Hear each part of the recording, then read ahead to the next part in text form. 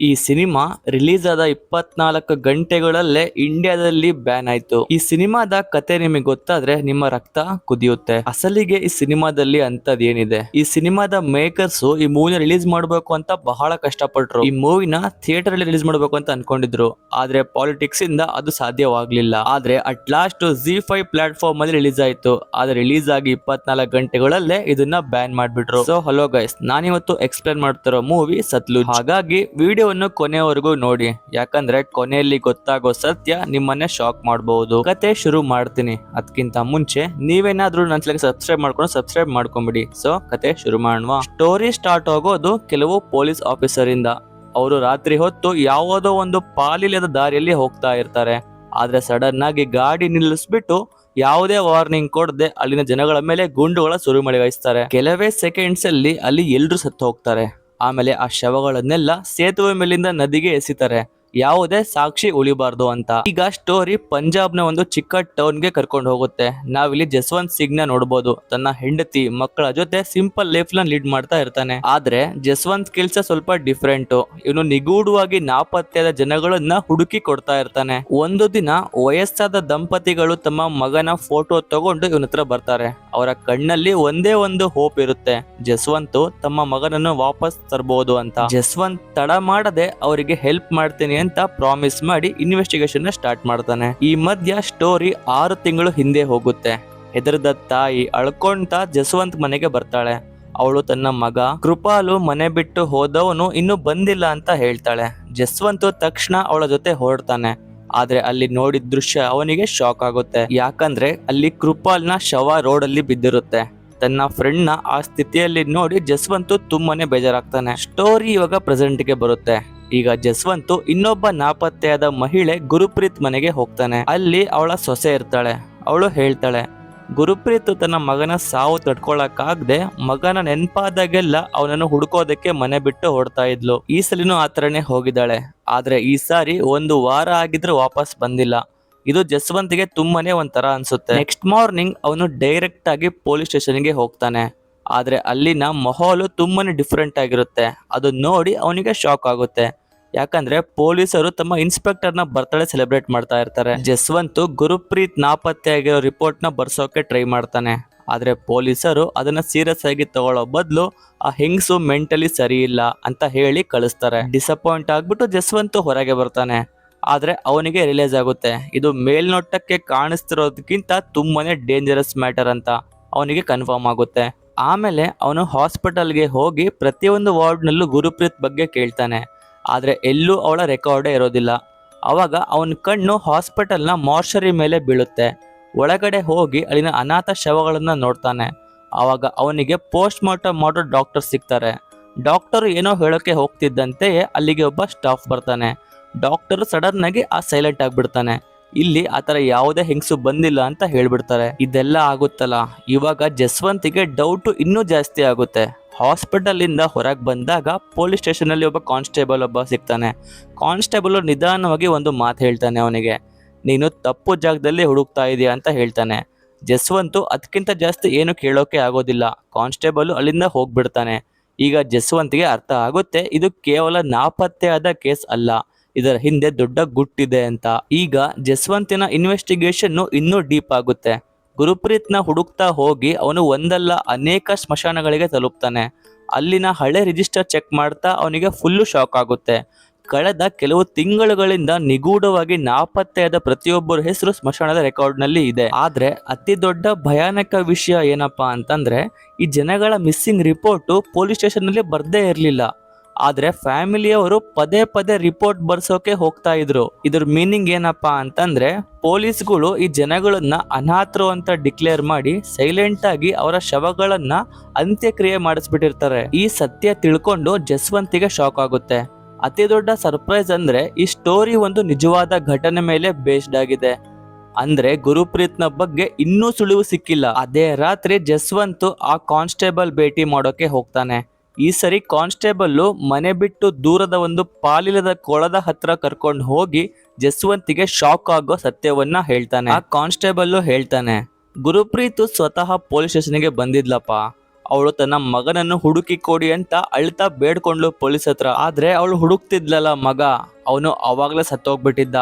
ಆ ಸಾವಿನ ಹಿಂದೆ ಕೂಡ ಪೊಲೀಸರ ಕೈವಾಡ ಇದೆ ಅಂತ ಡೌಟ್ ಇತ್ತು. ಗುರುಪ್ರೀತ್ ಎಲ್ಲಿಗೂ ಹೋಗಲ್ಲ ಅಂತ ಅಂದಾಗ ಪೊಲೀಸರು ನೆಪ ಹೇಳಿ ತಮ್ಮ ಗಾಡಿಯಲ್ಲಿ ಕೂರಿಸ್ಕೊಂಡು ಕರ್ಕೊಂಡು ಹೋದ್ರು ಅವಳನ್ನ. ಕಾನ್ಸ್ಟೇಬಲ್ ಇನ್ನೊಂದು ದೊಡ್ಡ ಗುಟ್ನ ಬಿಚ್ಚಿಡ್ತಾನೆ. ಸ್ಟೋರಿ ಸ್ಟಾರ್ಟ್ ಆದಾಗ ನಾನು ಹೇಳಿದ್ನಲ್ಲ, ಪೊಲೀಸರು ರೋಡ್ ಮೇಲೆ ಯಾರಿಗೋ ಗುಂಡು ಹೊಡಿತಾ ಇದ್ರು ಅಂತ. ಅವಾಗ ಆ ಗುಂಡು ಹೊಡಿಬೇಕಾದ್ರೆ ಆ ಹೆಂಗ್ಸು ಬೇರೆ ಯಾರು ಅಲ್ಲ, ಅದು ಗುರುಪ್ರೀತ್. ಆ ಪೂರ್ತಿ ದೃಶ್ಯಕ್ಕೆ ಆ ಕಾನ್ಸ್ಟೇಬಲ್ ಸಾಕ್ಷಿಯಾಗಿದ್ದ. ಆದ್ರೆ ಸ್ಟೋರಿ ಇಲ್ಲಿಗೆ ಎಂಡ್ ಆಗಲ್ಲ. ಗುಂಡು ತಗ್ಲಿದ್ಮೇಲೆ ಪೊಲೀಸರು ಗುರುಪ್ರೀತ್ನ ಹಾಸ್ಪಿಟಲ್ಗೆ ಕರ್ಕೊಂಡು ಹೋಗ್ತಾರೆ. ಅಲ್ಲಿ ಡಾಕ್ಟರ್ಸ್ ಅವಳನ್ನ ಚೆಕಪ್ ಮಾಡ್ಬಿಟ್ಟು ಇನ್ನು ಬದುಕಿದಾಳೆ ಅಂತ ಹೇಳ್ತಾರೆ. ಟ್ರೀಟ್ಮೆಂಟ್ ಕೊಟ್ರೆ ಅವಳನ್ನು ಬದುಕಿಸ್ಬೋದು ಅಂತಾನು ಹೇಳ್ತಾರೆ. ಆದ್ರೆ ಪೊಲೀಸರಿಗೆ ಅದು ಇಷ್ಟ ಇರಲಿಲ್ಲ. ಅವರು ಅವಳನ್ನ ಮತ್ತೆ ಆಂಬ್ಯುಲೆನ್ಸ್ ನಲ್ಲಿ ಹಾಕೊಂಡು ಪಾಲಿಲ್ಲದ ಜಾಗಕ್ಕೆ ತಗೊಂಡು ಹೋಗ್ಬಿಟ್ಟು ಈ ಸರಿ ಅವಳ ಎದೆಗೆ ಮತ್ತೊಂದು ಗುಂಡನ್ನ ಹೊಡಿತಾರೆ. ಅದಾದ್ಮೇಲೆ ಅವಳ ಶವವನ್ನು ವಾಪಸ್ಸು ಹಾಸ್ಪಿಟಲ್ಗೆ ತರ್ತಾರೆ. ಎಲ್ಲವೂ ನಾರ್ಮಲ್ ಕೇಸ್ ತರ ಕಾಣಿಸ್ಬೇಕು ಅಂತ. ಇದೆಲ್ಲ ಕೇಳಿ ಜಸ್ವಂತಿಗೆ ಸಿಟ್ಟು ನೆತ್ತಿಗೇರುತ್ತೆ. ಅವನು ಮನೆಗೆ ಹೋಗಿ ಹೆಂಡತಿಗೆ ಎಲ್ಲ ವಿಷಯ ಹೇಳ್ತಾನೆ. ಟೈಮ್ ವೇಸ್ಟ್ ಮಾಡದೆ ವಕೀಲರ ಹತ್ರ ಹೋಗ್ತಾನೆ. ಆದ್ರೆ ವಕೀಲರು ಕ್ಲಿಯರ್ ಆಗಿ ಹೇಳ್ತಾರೆ, ಬರೀ ಡೌಟ್ ಮೇಲೆ ಪೊಲೀಸರ ವಿರುದ್ಧ ಕೇಸ್ನ ಗೆಲ್ಲೋಕೆ ಆಗಲ್ಲ, ಕೋರ್ಟ್ನಲ್ಲಿ ನಿಲ್ಲೋ ತರ ಸಾಕ್ಷಿ ಬೇಕು. ಇಲ್ಲಿಂದ ಜಸ್ವಂತ್ ತನ್ನ ಲೈಫ್ನ ಬಿಗ್ಗೆಸ್ಟ್ ಮಿಷನ್ ಸ್ಟಾರ್ಟ್ ಮಾಡ್ತಾನೆ. ಅವನು ಸ್ಮಶಾನಗಳ ಮೇಲೆ ಕಣ್ಣಿಡೋಕೆ ಸ್ಟಾರ್ಟ್ ಮಾಡ್ತಾನೆ. ಪ್ರತಿಯೊಂದು ಚಿಕ್ಕದಾದ ಆಕ್ಟಿವಿಟಿ ನೋಡ್ತಾನೆ ಇರ್ತಾನೆ. ಒಂದು ದಿನ ಅವನ ಕಣ್ಣು ಪೊಲೀಸ್ ಗಾಡಿ ಮೇಲೆ ಬೀಳುತ್ತೆ. ಅದರಲ್ಲಿ ತುಂಬಾ ಅನಾಥ ಶವಗಳಿದ್ವು. ಪೊಲೀಸರು ಅದನ್ನ ಸೈಲೆಂಟ್ ಆಗಿ ಇಳಿಸ್ತಾ ಇದ್ರು. ಜಸ್ವಂತ್ ತಕ್ಷಣ ಅದನ್ನ ಫೋಟೋ ತಗೊಂಡು ಸಾಕ್ಷಿಯಾಗಿ ಇಟ್ಕೊಳ್ತಾನೆ. ಆದ್ರೆ ವಕೀಲರು ಹೇಳ್ತಾರೆ, ಇನ್ನೂ ಸಾಕಾಗಲ್ಲ, ಇನ್ನ ಬಹಳಷ್ಟು ಸಾಕ್ಷಿ ಬೇಕು ಅಂತ. ಅವಾಗ ಅದೇ ಕಾನ್ಸ್ಟೇಬಲ್ ಸೈಲೆಂಟ್ ಆಗಿ ಜಸ್ವಂತಿಗೆ ಹೆಲ್ಪ್ ಮಾಡೋಕೆ ಶುರು ಮಾಡ್ತಾನೆ. ಅವನು ಪೊಲೀಸ್ ಸ್ಟೇಷನ್ ಒಳಗಡೆ ಇರೋ ಮಿಸ್ಸಿಂಗ್ ರಿಪೋರ್ಟ್, FIR ಮತ್ತೆ ತುಂಬಾ ಸೀಕ್ರೆಟ್ ಡಾಕ್ಯುಮೆಂಟ್ಸ್ ಗಳನ್ನ ಜಸ್ವಂತಿಗೆ ತಲುಪಿಸ್ತಾನೆ. ಜಸ್ವಂತಿಗೆ ಇವಾಗ ತುಂಬಾನೇ ಸ್ಟ್ರಾಂಗ್ ಆಗಿ ಎವಿಡೆನ್ಸ್ ಸಿಗುತ್ತೆ, ಸಾಕ್ಷಿ ಸಿಗುತ್ತೆ. ಆ ಸಾಕ್ಷಿಗಳು ಪ್ರಪಂಚದ ಮುಂದೆ ಬಂದ್ರೆ ಇಡೀ ಸಿಸ್ಟಮ್ನ ಚೇಂಜ್ ಮಾಡಬಹುದು. ಜಸ್ವಂತ್ ಈಗ ಸಾಕ್ಷಿಗಳನ್ನ ಕಲೆಕ್ಟ್ ಮಾಡೋದಲ್ಲದೆ ವಿಡಿಯೋ ಕೂಡ ರೆಕಾರ್ಡ್ ಮಾಡ್ತಾನೆ. ಫ್ಯೂಚರ್ನಲ್ಲಿ ಯಾರಾದ್ರೂ ಸಾಕ್ಷಿಗಳು ಹಿಂದೆ ಸರಿಬಾರ್ದು ಅಂತ, ಸತ್ಯ ಯಾವಾಗ್ಲೂ ಸೇಫ್ ಆಗಿರ್ಬೇಕು ಅಂತ. ಆದ್ರೆ ಮತ್ತೊಂದ್ ಸೈಡ್ ಕಂಡೀಷನ್ ತುಂಬಾನೇ ವರ್ಸ್ಟ್ ಆಗಿರುತ್ತೆ. ಸುಮಾರು ದಿನಕ್ಕೊಂದು ಹೊಸ ಶವ ಸಿಕ್ಕಿರೋ ಸುದ್ದಿ ಬರ್ತಾನೆ ಇರುತ್ತೆ. ಸಾವು ಅನ್ನೋದು ಇಲ್ಲಿನ ದಿನನಿತ್ಯದ ಕತೆ ತರ ಆಗೋಗಿರುತ್ತೆ. ಆದ್ರೆ ಜಸ್ವಂತ್ ಇರ್ತಾನಲ್ವಾ, ಅವನು ಸೋಲ್ ಒಪ್ಕೊಳ್ಳೋ ಟೈಪ್ ಅಲ್ಲ. ತನ್ನ ಕಾರ್ಡ್ಸ್ನ ಪ್ರಿಂಟ್ ಮಾಡಿಸಿ ಹಳ್ಳಿಗಳಿಗೆ ಹಂಚುತ್ತಾನೆ. ಅವನು ಜನಗಳಿಗೆ ಒಂದೇ ಮಾತು ಹೇಳ್ತಾನೆ, ನಿಮ್ಮ ಆಪ್ತರು ಯಾರಾದ್ರೂ ಆಗಿರ್ಲಿ, ಅವರು ನಾಪತ್ತೆ ಆದ್ರೆ ಫಸ್ಟ್ ನನಗೆ ಬಂದು ಹೇಳಿ, ನಾನು ಕೊನೆ ಉಸಿರಿರೋವರೆಗೂ ಅವರನ್ನು ಹುಡುಕೋಕೆ ಟ್ರೈ ಮಾಡ್ತೀನಿ. ನಿಧಾನವಾಗಿ ಜಸ್ವಂತ್ ಈ ಮ್ಯಾಟರ್ನ ಕೋರ್ಟಿಗೆ ತರ್ತಾನೆ. ಆದ್ರೆ ಅಲ್ಲೂ ಕೂಡ ಅವನಿಗೆ ಸಿಗೋದು ಬರೀ ಡೇಟ್ಸ್ ಮಾತ್ರ, ಜಸ್ಟಿಸ್ ಅಲ್ಲ. ಇದು ಎಲ್ಲಾದ್ರೂ ಮಧ್ಯೆ ಅವನು ಹೊಸ ಸಾಕ್ಷಿಗಳನ್ನ ಕಲೆಕ್ಟ್ ಮಾಡ್ತಾನೆ ಇರ್ತಾನೆ. ಈಗ ಈ ಮ್ಯಾಟರು ಪೇಪರ್ಗೆ ಹೆಡ್ಲೈನ್ಸ್ ಆಗಿ ಬರುತ್ತೆ. ಎಲ್ಲಾ ಕಡೆ ಒಂದೇ ಚರ್ಚೆ, ಒಬ್ಬ ಸಾಮಾನ್ಯ ಮನುಷ್ಯ ಪೂರ್ತಿ ಪೊಲೀಸ್ ಸಿಸ್ಟಮ್ನ ವಿರುದ್ಧ ಒಬ್ಬನೇ ಹೋರಾಡ್ತಾ ಇದ್ದಾನೆ ಅಂತ. ಈ ನ್ಯೂಸ್ ಪೊಲೀಸ್ ಇಲಾಖೆಗೆ ತಲುಪುತ್ತೆ. ಮೇಲೆ ಇರೋ ಆಫೀಸರ್ ತಲೆಬಿಸಿ ಆಗ್ತಿದೆ. ಜಸ್ವಂತ್ ಪ್ರತಿಯೊಂದು ಆಕ್ಟಿವಿಟಿ ಮೇಲೂ ನಿಗಾ ಇಡ್ತಾರೆ. ರಾತ್ರಿ ಹಗಲು ಅವನ ಮನೆ ಹೊರಗಡೆ ಪೊಲೀಸ್ ಡಿಪ್ಲಾಯ್ ಆಗಿರ್ತಾರೆ. ಆದ್ರೆ ಜಸ್ವಂತ್ ಹೆದರೋ ಬದಲು ಬೆಳಿಗ್ಗೆ ಅದೇ ಪೊಲೀಸರಿಗೆ ಚಹಾ ತಗೊಂಡು ಬರ್ತಾನೆ. ನಗ್ತಾ ಹೇಳ್ತಾನೆ, ರಾತ್ರಿ ಪೂರ್ತಿ ನಿದ್ದೆ ಇಲ್ದಂಗೆ ಕೆಲಸ ಮಾಡಿದ್ರ, ಚಹಾ ಕುಡೀರಿ ಅಂತ ಹೇಳ್ತಾನೆ.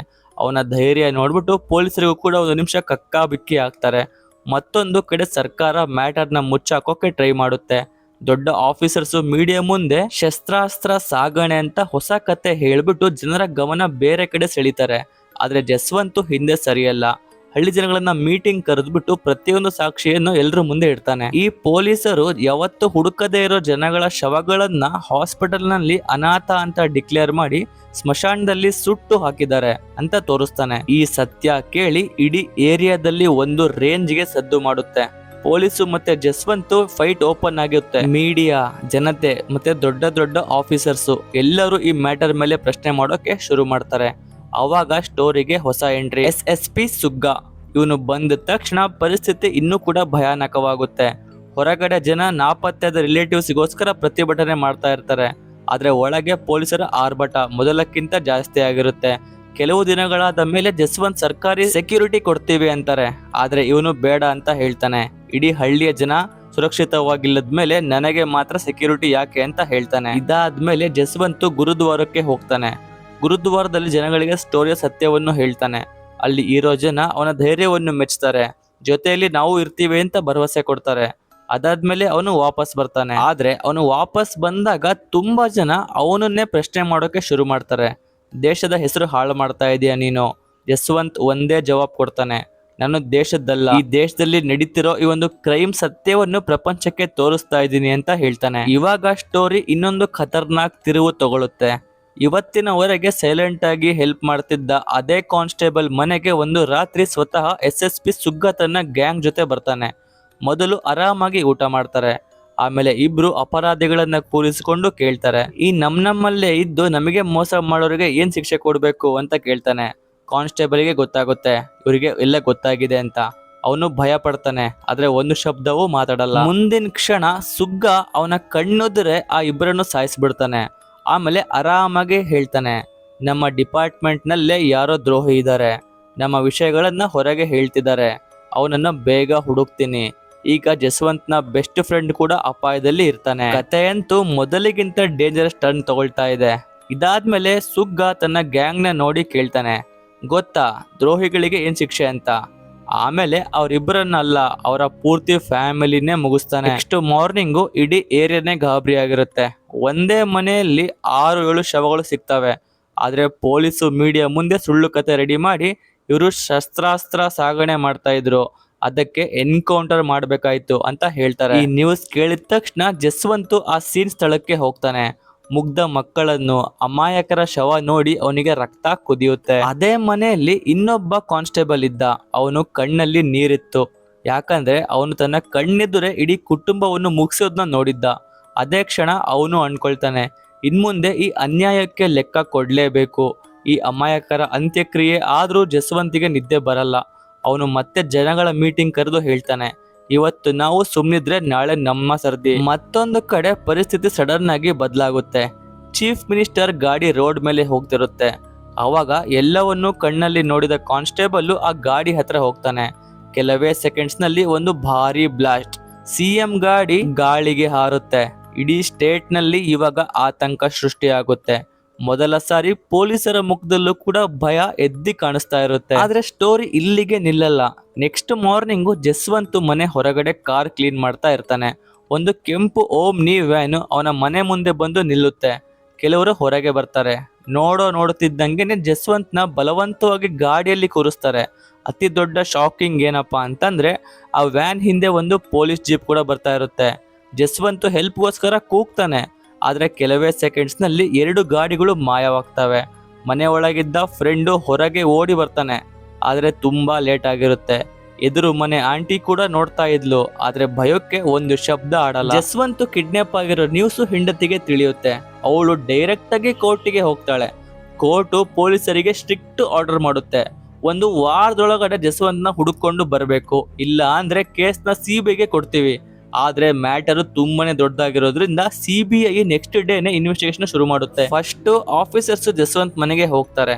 ಅಲ್ಲಿ ಹೆಂಡತಿ ಹೇಳ್ತಾಳೆ, ಕಿಡ್ನಾಪ್ ಆಗಿರೋ ದಿನ ಮನೆ ಹೊರಗಡೆ ಪೊಲೀಸ್ ಗಾಡಿ ನಾನು ನೋಡ್ದೆ, ಆದ್ರೆ ಅವರು ಪ್ರತಿದಿನ ವಾಚ್ ಮಾಡ್ತಾ ಇದ್ರು, ಆ ತರನೇ ಇವತ್ತು ಮಾಡ್ತಿರ್ಬೋದು ಅಂತ ಅನ್ಕೊಂಡೆ. ಅವಳು ಹೇಳ್ತಾಳೆ, ರಿಪೋರ್ಟ್ ಬರ್ಸಕ್ಕೆ ನಾನು ಪೊಲೀಸ್ ಸ್ಟೇಷನ್ಗೆ ಹೋದಾಗ ಪೊಲೀಸ್ ನಮ್ಗೆ ಏನು ಗೊತ್ತಿಲ್ಲ ಅಂತ ಸುಳ್ಳು ಹೇಳಿದ್ರು. ಇನ್ನು ಜಸ್ವಂತ್ ವರ್ಷಗಳಿಂದ ಕಲೆಕ್ಟ್ ಮಾಡಿರೋ ಸಾಕ್ಷಿ ಇರ್ತಾವಲ್ಲ, ಅದೆಲ್ಲವೂ CBIಗೆ ಕೊಡ್ತಾಳೆ. ಈಗ CBI ಆಫೀಸರ್ ಸಮರ್ಗೆ ಕನ್ಫರ್ಮ್ ಆಗುತ್ತೆ, ಇದು ಸಾಮಾನ್ಯವಾದ ನಾಪತ್ತೆಯಾದ ಕೇಸ್ ಅಲ್ಲ, ಪ್ಲಾನ್ ಮಾಡಿರೋ ಕಾನ್ಸ್ಪಿರಸಿ ಅಂತ. ಈ ಒಂದು ಡೌಟ್ ಮೇಲೆ ಅವನು ನೇರವಾಗಿ ಪೊಲೀಸ್ ಆಫೀಸರ್ಸ್ ಮೇಲೆ ಕೇಳ್ತಾನೆ. CBI ಎಲ್ಲ ಪೊಲೀಸರಿಗೆ ಒಂದೇ ಪ್ರಶ್ನೆ ಕೇಳುತ್ತೆ, ಜಸ್ವಂತ್ ಸಿಂಗ್ ಎಲ್ಲಿದ್ದಾರೆ? ಆದ್ರೆ ಎಲ್ರು ಹೇಳೋದು ನಮಗೆ ಜಸ್ವಂತ್ ಯಾರು ಅಂತಾನೆ ಗೊತ್ತಿಲ್ಲ ಅಂತ. ಸುಳಿವು ಸಿಗದೆ ಇದ್ದಾಗ CBI ಡೈರೆಕ್ಟ್ ಆಗಿ DSP ಹತ್ರ ಹೋಗುತ್ತೆ. ಆದ್ರೆ ಅವರು ಮೌನವಾಗಿರ್ತಾರೆ. ತುಂಬಾ ಪ್ರೆಷರ್ ಹಾಕಿದ ಮೇಲೆ ನಾವು ಬರೀ ಮೇಲಿನ ಆರ್ಡರ್ ಫಾಲೋ ಮಾಡ್ತೀವಿ ಅಂತ ಹೇಳ್ತಾರೆ. ಸಮರ್ ಕೇಳ್ತಾನೆ, ಮೇಲೆ ಅಂದ್ರೆ ಯಾರು? DSP ಹೇಳ್ತಾರೆ, ದೊಡ್ಡ ಆಫೀಸರ್ಸ್ ಈಗ ಚಂಡೀಗಢಕ್ಕೆ ಹೋಗಿದ್ದಾರೆ, 1-2 ದಿನದಲ್ಲಿ ವಾಪಸ್ ಬರ್ಬೋದು ಅಂತ ಹೇಳ್ತಾರೆ. ನೆಕ್ಸ್ಟ್ ಸೀನ್ ಅಲ್ಲಿ CBIಗೆ ಆ ಕೆಂಪು ಓಮ್ನಿ ಇರುತ್ತಲ್ಲ, ಆ ವ್ಯಾನ್ ಬಗ್ಗೆ ಒಂದು ಕ್ಲೂ ಸಿಗುತ್ತೆ. ಓನರು ಹೇಳ್ತಾರೆ, ಅವತ್ತು ನನ್ನ ಗಾಡಿ ಪೊಲೀಸರು ಬಾಡಿಗೆಗೆ ತಗೊಂಡಿದ್ರು. ಅವನು ಪೊಲೀಸರ ಹೆಸರನ್ನು ಹೇಳ್ತಾನೆ. CBI ಡೈರೆಕ್ಟ್ ಆಗಿ ಆ ಪೊಲೀಸರ ಹತ್ರ ಹೋಗುತ್ತೆ. ಆದ್ರೆ ಅಲ್ಲೂ ಅವರು ನಮಗೆ ಜಸ್ವಂತ್ ಬಗ್ಗೆ ಏನೂ ಗೊತ್ತಿಲ್ಲ ಅಂತಾನೆ ಹೇಳ್ತಾರೆ. ಸಮರು ಸುಳ್ಳು ಹಿಡಿಯೋಕೆ ಟ್ರೈ ಮಾಡ್ತಾನೆ, ಆದ್ರೆ ಅವರು ಏನು ಕೂಡ ಕ್ಲೂ ಕೊಡಲ್ಲ ಅವರಿಗೆ. ಇವಾಗ ಇನ್ವೆಸ್ಟಿಗೇಷನ್ ಹೊಸ ತಿರುವು ತಗೊಳುತ್ತೆ. CBI ಜೈಲಿಗೆ ಹೋಗಿ ಕೆಲವು ಕೈದಿಗಳನ್ನ ಕೇಳ್ತಾನೆ. ಕೈದಿ ಹೇಳ್ತಾನೆ, ಜಸ್ವಂತ್ ನಾಪತ್ತೆಯಾದ ದಿನ ಕೆಲವು ಪೊಲೀಸರು ಇಲ್ಲಿಗೆ ಬಂದಿದ್ರು. ಒಬ್ಬನು ಪದೇ ಪದೇ ಜಸ್ವಂತ್ ಹೆಸರು ತಗೊಂಡು ಬೈತಾ ಇದ್ದ. ಇದನ್ ಕೇಳಿಸ್ಕೊಂಡು ಜಸ್ವಂತಿಗೂ ಈ ಸತ್ಯಕ್ಕೂ ಏನೋ ಒಂದು ಕನೆಕ್ಷನ್ ಇದೆ ಅಂತ ಸಮರಿಗೆ ಅರ್ಥ ಆಗುತ್ತೆ. ಇವಾಗ ಡೌಟು SSP ಸುಗ್ಗ ಮೇಲೆ ಬೀಳುತ್ತೆ. ಸಮರು ಅವನನ್ನ ಮೀಟ್ ಮಾಡ್ಬಿಟ್ಟು ಒಂದೇ ಹಳೆ ಪೇಪರ್ ಕಟಿಂಗ್ ತೋರಿಸ್ತಾನೆ.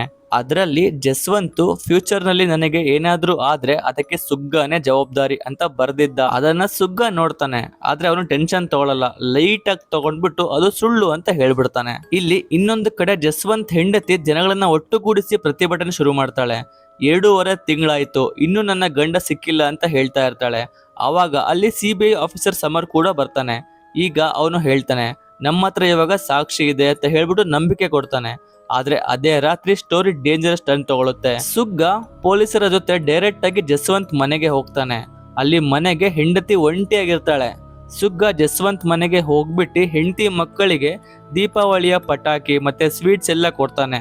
ಆದ್ರೆ ಇದು ಗಿಫ್ಟ್ ಅಲ್ಲ, ಇದು ಬೆದರಿಕೆ. ಸುಗ್ಗ ನಗ್ತಾ ನಗ್ತಾ ಹೇಳ್ತಾನೆ, ನಾನು ತುಂಬಾ ಜನ ಸಾಯಿಸಿದ್ದೀನಿ, ಆದ್ರೆ ಜಸ್ವಂತ್ನ ಟಚ್ ಮಾಡಿಲ್ಲ. ಪೊಲೀಸ್ ವಿರುದ್ಧ ಕೇಸ್ ವಾಪಸ್ ತಗೊಂಡ್ರೆ ಸರಿ, ಅವನನ್ನ ಹುಡುಕಿ ನಿಮ್ಮ ಹತ್ರ ಬಿಡ್ತೀವಿ. ಆದ್ರೆ ಹೆಂಡತಿ ಧೈರ್ಯವಾಗಿ ಹೇಳ್ತಾಳೆ, ನಾನು ಕೇಸ್ ಅಂತೂ ವಾಪಸ್ ತಗೊಳಲ್ಲ, ಅವನು ಕಾಣೆಯಾಗಿದ್ರೆ ಹುಡುಕೋದು ನಿಮ್ ಕೆಲ್ಸ ಅಂತ ಹೇಳ್ತಾಳೆ. ಸುಗ್ಗ ಖಾಲಿ ಕೈಯಲ್ಲಿ ವಾಪಸ್ ಹೋಗ್ತಾನೆ. ನೆಕ್ಸ್ಟ್ ಡೇ ಪೊಲೀಸರ ಡಿಪಾರ್ಟ್ಮೆಂಟ್ ನಲ್ಲಿ ದೊಡ್ಡ ಚೇಂಜ್ ಆಗುತ್ತೆ. ಹಳೆ IAS ಆಫೀಸರ್ನ ತೆಗೆದ್ಬಿಟ್ಟು ಸ್ಟ್ರಿಕ್ಟ್ ಆಫೀಸರ್ಸ್ನ ಅಪಾಯಿಂಟ್ ಮಾಡ್ತಾರೆ. ಬರ್ತಿದ್ದಂಗೆ ಸುಗ್ಗಾಗೆ ವಾರ್ನಿಂಗ್ ಕೊಡ್ತಾರೆ, 1 ವಾರದಲ್ಲಿ ಜಸ್ವಂತ್ ಬೇಕು, ಇಲ್ಲ ಅಂದ್ರೆ ಟೀಮ್ ಸಸ್ಪೆಂಡ್ ಆಗುತ್ತೆ ಅಂತ ಹೇಳ್ತಾರೆ. ಫಸ್ಟ್ ಟೈಮು ಸುಗ್ಗ ಮುಖದಲ್ಲಿ ಭಯ ಕಾಣುತ್ತೆ. ಇದೇ ಮಧ್ಯ 12 ಶವ ಸಿಗ್ತವೆ. ಯಾವಾಗ್ಲೂ ಮಾಡ್ತಾರಲ್ವಾ, ಎಂದಿನಂತೆ ಮಾಡೋ ತರ ಅಕ್ಕಪಕ್ಕದಲ್ಲಿ ಮತ್ತೆ AK-47 ಪ್ಲಾಂಟ್ ಮಾಡ್ತಾರೆ. ಅದನ್ನ ಇಟ್ಬಿಟ್ಟು ಭಯೋತ್ಪಾದಕರು ಅಂತ ಹೇಳಿ ಕೇಸ್ ಕ್ಲೋಸ್ ಮಾಡೋಕೆ. ಇವಾಗ CBI ಆಫೀಸರ್ ಸಮರ್ ಇರ್ತಾನಲ್ವಾ, ಅವನು ಸುಗ್ಗ ಮೇಲೆ ಪ್ರೆಷರ್ ಹಾಕ್ತಾನೆ. ನೀನು ಯಾವ ಆಫೀಸರ್ ನಂಬಿ ಬದುಕ್ತಾ ಇದೆಯೋ ಅವ್ರು ಇವಾಗ ರಿಟೈರ್ಡ್ ಆಗಿದ್ದಾರೆ ಅಂತ ಹೇಳ್ತಾನೆ. ಇವಾಗ ನಿನ್ನ ಯಾರು ಕಾಪಾಡ್ತಾರೆ? ಇದನ್ನ ಕೇಳಿಸ್ಕೊಂಡು ಸುಗ್ಗ ಸ್ವಲ್ಪ ಗಾಬರಿ ಆಗ್ತಾನೆ. ಕಂಗಾಲಾಗಿ ಹಳೆ ಆಫೀಸರ್ನ ಮೀಟ್ ಮಾಡೋದಕ್ಕೆ ಹೊರಡ್ತಾನೆ. ಆದ್ರೆ ನೆಕ್ಸ್ಟ್ ಡೇನೆ ಇಡೀ ಸ್ಟೇಟ್ ನಲ್ಲಿ ಸದ್ದು ಆಗುತ್ತೆ. ಸುಗ್ಗ ಶವ ರೈಲ್ವೆ ಟ್ರ್ಯಾಕ್ ಹತ್ರ ಸಿಗುತ್ತೆ. ಇನ್ವೆಸ್ಟಿಗೇಷನ್ ಮತ್ತೆ ಹೊಸ ಟರ್ನ್ ತಗೊಳ್ತಾ ಇದೆ. ಇವಾಗ ಸುಗ್ಗ ಶ್ರದ್ಧಾಂಜಲಿ ಸಭೆ ನಡೀತಾ ಇರುತ್ತೆ. ಆ ಸಭೆಯನ್ನ ಅಟೆಂಡ್ ಮಾಡೋಕೆ ಸಮರ್ ಕೂಡ ಅಲ್ಲಿಗೆ ಬರ್ತಾನೆ. ಅಲ್ಲಿ ಬಂದಾದ್ಮೇಲೆ ಸಮರ್ ಕಣ್ಣು ಅದೇ ಕೈದಿ ಮೇಲೆ ಬೀಳುತ್ತೆ. ಆ ಕೈದಿಗೆ ಲೈಟ್ ಗ್ರೀನ್ ಐಸ್ ಇತ್ತು. ಅವನನ್ನು ಹಿಡ್ಕೊಂಡ್ಬಿಟ್ಟು ಕಸ್ಟಡಿಗೆ ತಗೋತಾರೆ. ತಗೊಂಡ್ಬಿಟ್ಟು ವಿಚಾರಣೆ ಮಾಡ್ತಾರೆ. ಫಸ್ಟ್ ಅವನು ಹೇಳ್ತಾನೆ, ಜಸ್ವಂತ್ ಜೈಲಿಗೆ ಬಂದಿದ್ದ ಅಂತ ಒಪ್ಕೊಳ್ತಾನೆ. ಆದ್ರೆ ಕೋರ್ಟ್ ನಲ್ಲಿ ಭಯಕ್ಕೆ ಮಾತು ಬದಲಿಸ್ತಾನೆ. ಕೇಸ್ ವೀಕ್ ಆಗುತ್ತೆ. ಅದೇ ರಾತ್ರಿ ಅವನಿಗೆ ಜಸ್ವಂತ್ ಕನ್ಸಲ್ಲಿ ಬರ್ತಾನೆ. ಜಸ್ವಂತ್ ಹೇಳ್ತಾನೆ, ನಂತರ ಎಷ್ಟು ಜನ ನ್ಯಾಯಕ್ಕೋಸ್ಕರ ವೇಟ್ ಮಾಡ್ತಾ ಇದ್ದಾರೆ, ಇವತ್ತು ನೀನು ಸೈಲೆಂಟ್ ಆಗಿದ್ರೆ ಈ ಸರಣಿ ಯಾವತ್ತೂ ನಿಲ್ಲಲ್ಲ ಅಂತ ಹೇಳ್ತಾನೆ. ನೆಕ್ಸ್ಟ್ ಮಾರ್ನಿಂಗು ಅವನು ನೇರವಾಗಿ CBI ಹತ್ರ ಹೋಗ್ತಾನೆ. ಈ ಸರಿ ಸತ್ಯ ಹೇಳಬೇಕು ಅಂತ ಡಿಸೈಡ್ ಮಾಡಿರ್ತಾನೆ. ಕೋರ್ಟ್ ನಲ್ಲಿ ಸಾಕ್ಷಿ ಕೂಡ ಹೇಳ್ತಾನೆ. ಜಸ್ವಂತ್ನ ಕಿಡ್ನಾಪ್ ಮಾಡಿದ್ಮೇಲೆ ಫಸ್ಟ್ ಜೈಲಿಗೆ ಕರ್ಕೊಂಡು ಬಂದಿದ್ರು.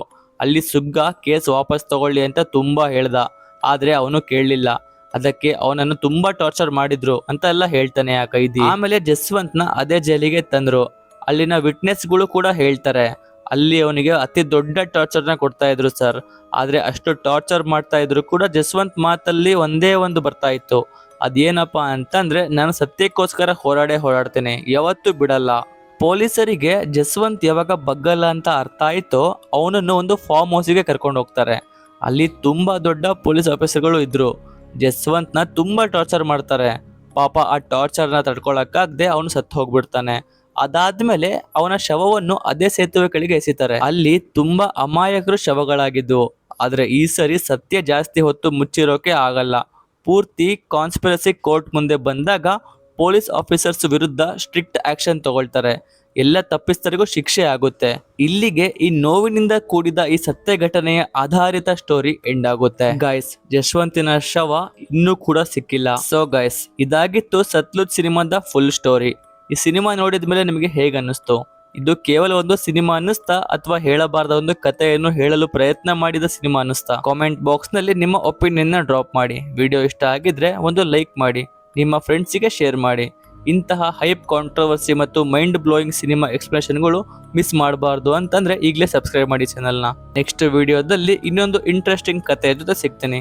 ಅಷ್ಟರವರೆಗೆ stay safe, stay curious, piece.